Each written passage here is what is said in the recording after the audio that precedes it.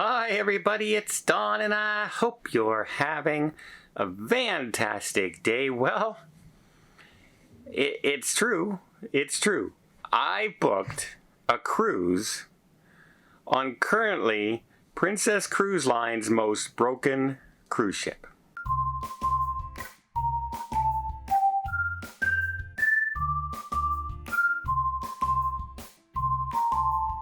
So yeah, currently I guess I asked for trouble on this trip, folks, because I had that incident with security, missed my flights, barely make the cruise ship, etc., etc., etc. And what did I do? Well, I booked a cruise ship that's broken. That's right. What was I thinking? Well, let's put it this way. I got a really, really good deal. Really good deal. Like one of those too good to be true offers, but turned out to be good. And the only reason I knew it was good because I'm a travel agent and I was booking it directly through Princess. So, but let's just say it's a 10-day cruise, Western Caribbean, Cozumel, Roatan, Costa Maya, places like that. But it's on the Regal Princess, which is over a decade old now. It's the second oldest royal class ship. Obviously, the Royal Princess would be the oldest ship in the fleet. But that doesn't really matter as long as the ship is, kept up and everything like that and is still fun. Like, it's still the paint. There's no rust everywhere like this. It's still in pretty darn good shape. I know the cast on board. I know a lot of the officers on board. I know some of the entertainers, guests coming on board, and I know the cruise director on board. So it was a good choice for me to come and just get away from everything and set my mind and relax and everything. But the ship is broken, and let me explain. Because back in October, November, the Regal Princess had an issue with one of its generators, and it had to cancel a cruise. Gave everybody their money back, etc. Then they had to cancel a second cruise. Then they got the generator fixed. And the other generator went as the other one was being repaired. So now they had to cancel a third cruise. Back-to-back-to-back cruises canceled. And then just recently, a few days ago, basically, they announced that their transatlantic, well, they're going to be canceling some of the ports along their transatlantic cruise because they're going in for dry dock early because it needs repairs. Now, a lot of people speculated, well, is it the generators again? What is the issue?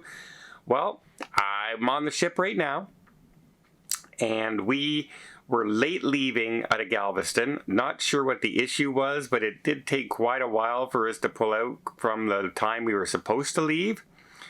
And then we had a little bit of rough seas. So the next morning, we arrived in Cozumel about an hour and a half to 2 hours late into Cozumel. Now, we did have a little bit of rough seas, but nothing that a cruise ship should not be able to handle when it's working properly.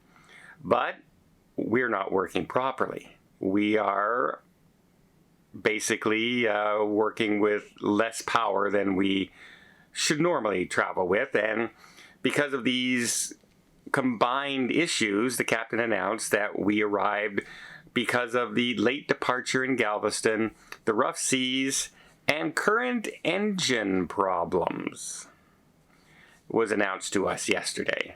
So many people were speculating, are there engine problems? There are engine problems. Now, we departed on time from Cozumel yesterday. We made our next stop today in Roatan on time. But that is a very short journey to get to here from Cozumel. And then our next trip to Costa Maya is close as well.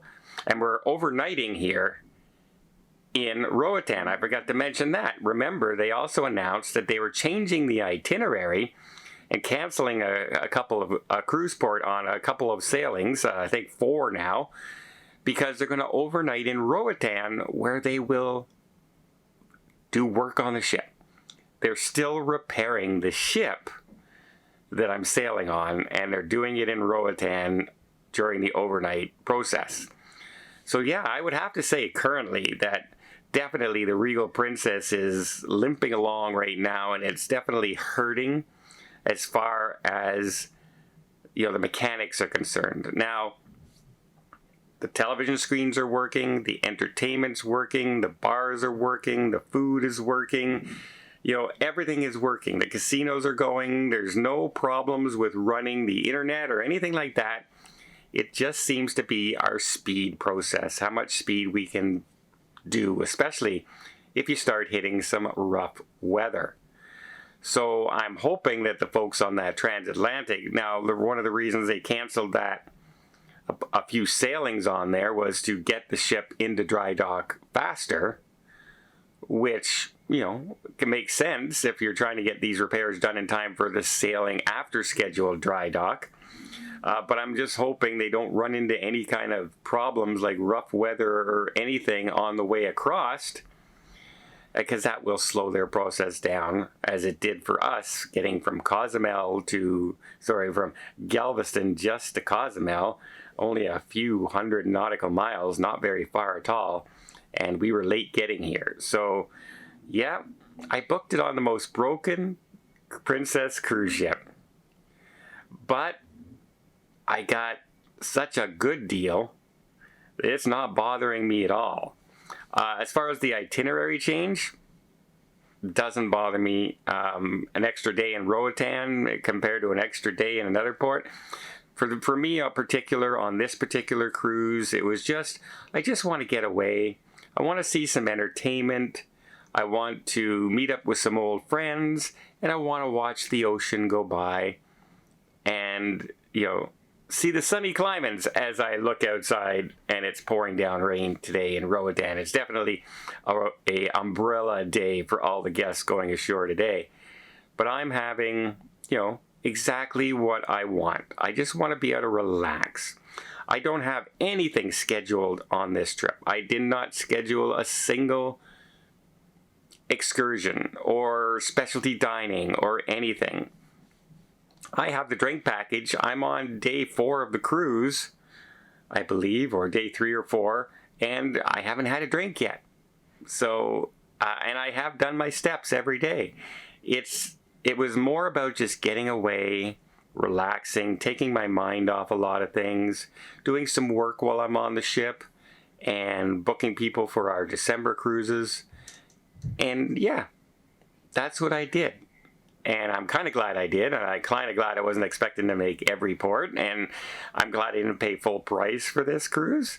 I got a last-minute deal, literally booked it like 7 days before the cruise set sail. So much so that I could not even book my insurance. That's how close it was. It wouldn't let me book insurance that close. I had to get outside insurance plus my yearly insurance. But I always like to travel with extra insurance, especially right now with the situation going on in my personal life. So in case you're wondering, do I ever go on a ship that's maybe not rated to be going on right now?